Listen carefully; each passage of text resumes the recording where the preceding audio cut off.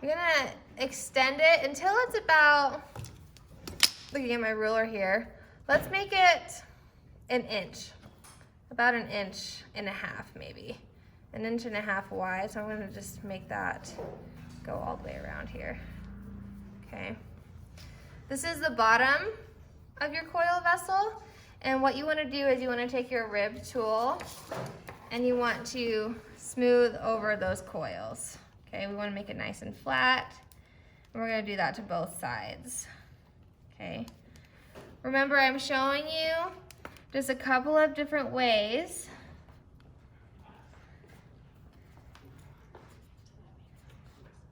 to make a vessel, because when we make our planters next week, I want you to have a couple of different ways to approach it. You're smoothing over those coils, then you can take some water, drip it over, and you can either use your finger or your little wooden spatula to smooth over.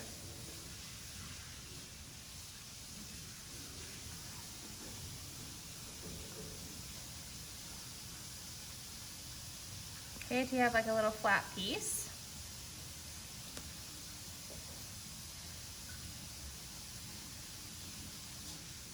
And this is like our little base here, okay? Because then what we're gonna do is I'm just gonna set this off to the side for now. And I'm gonna keep on making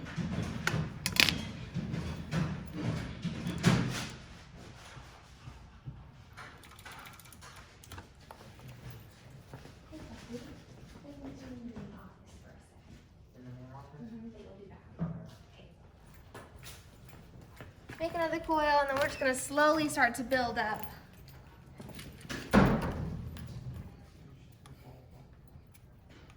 This form, making a coil. Good job.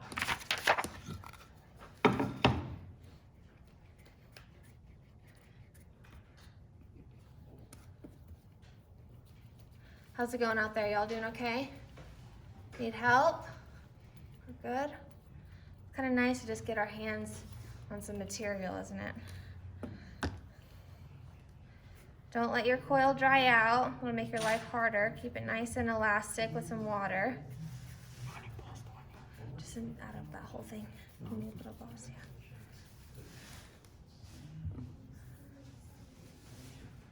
Going nice back and forth motions. Ah, good call, Hannah. Good call with the gloves. Okay. All right, now pause what you're doing just so you can see the step, and then I'm gonna give you some time to work, okay? So, we're gonna do something called slipping and scoring. In order for clay to stick together and not fall apart, we have to provide a binding, right? Kind of like a glue per se. So you're gonna take your serrated rib, and wherever this coil is going to lay down, you're gonna make little cross hatches. You're gonna do a little crisscross along the edge, okay? Crisscross, crisscross, crisscross. And you're gonna also do it on your coil, okay? Just taking some crisscrossies. And what we're creating is a pathway for the water to sit to essentially glue the clay together. So I'm gonna take my finger, I'm gonna add some water here, not too much, and then I'm gonna take my scored sides and put them together, okay? And I'm just gonna slowly start rolling until I begin to overlap. Now, once I start to overlap, I'm going to keep going, but I have to score and slip again.